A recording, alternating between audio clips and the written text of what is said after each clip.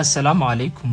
Isabel dos Santos waa haweeneyda ugu taajirsan Afrika oo idil waxayna haatan wajahaysaa xaalad adag. Isabel dos Santos waa curadda madaxweynihii hore ee Angola José Eduardo dos Santos. waxaa guursaday haweeneydan ganacsade lagu magacaabo Sindika Dicol. waxay ku dhalatay dalka UK oo ay haatan ku nooshahay, waxaana la sheegay inay tahay haweeneyda haatan ugu qanisan ama ugu taajirsan guud ahaan qaaradda Afrika. haddaba maxay tahay dhibaatada haweeneydan lagu eedeeyay iyo musuqmaasuqa ay wajahayso? barnaamijka ayaan kuugu soo gudbin doonaa. hase yeeshee haddii ay tahay booqashadaadii ugu horeysay ee channelka Pajero Official, channelka subscribe noo saar, gambaleelkana noo taabo. mahadsanid.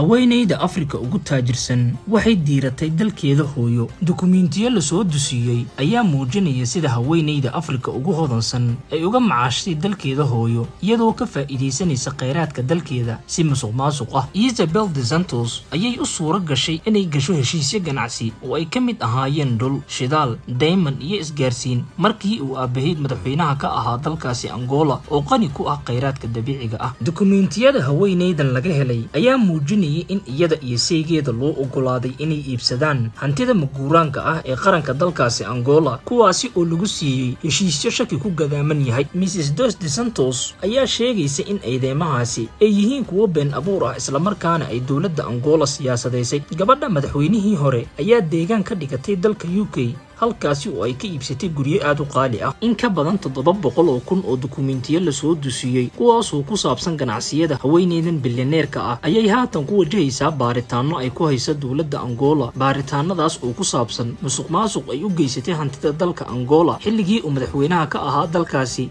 aabihii dhalay haweeneydan. waxaa sidoo kale la yaab noqotay kadib markii dhulka lagu daray dhammaan hantidii ay haweeneydan ku lahayd gudaha dalka Angola, taasoo haatan ah dhibaatada ugu xooggan ee haweeneydan soo wajahday. waxaa baaritaan ku sameeyay haweeneydan 37 warbaahin oo ay ka mid yihiin Guardian iyo wargeyska Expresso ee ka soo baxa dalka Portugal. ganacsiyada haweeneydan lagu eedeeyay waxaa ka mid ah saliidda, waana mid ka mid ah heshiisyada aad looga shakisan yahay kaasi oo laga maamulay dalka UK. waxaa ganacsigan loo maray shirkadda saliidda qaranka ee San Angol. Mrs. dos Santos ayaa maamuleysay shirkaddan San Angol 2016 waxaana jagadaasi u magacaabay aabaheed José Eduardo dos Santos oo dalkaasi madaxweyne ka ahaa 38 sanadood. balse durbadiiba Qatar ayaa soo wajahday markii uu aabaheed baneeyay booska madaxweynaha bishii Sebtembar ee sanadii 2017. inkastoo ninka isaga bedelay ee isku xisbi ahaayeen, dos Santos ayaa 2 bilood kadib laga eriyay shaqada, waxayna tallaabadaasi yaab ku noqotay dad badan oo reer Angola ah. dukumiintiyada la soo dusiyay ayaa muujinaya markii ay ka tagtay shirkadda San Angol in ay saxiixday $58 milyan oo la siiyay shirkad ku taala magaalada Dubai oo bixisa adeegyada la talinta ah oo lagu magacaabo Mata Business Solution. waxayna sheegaysaa inaysan haysan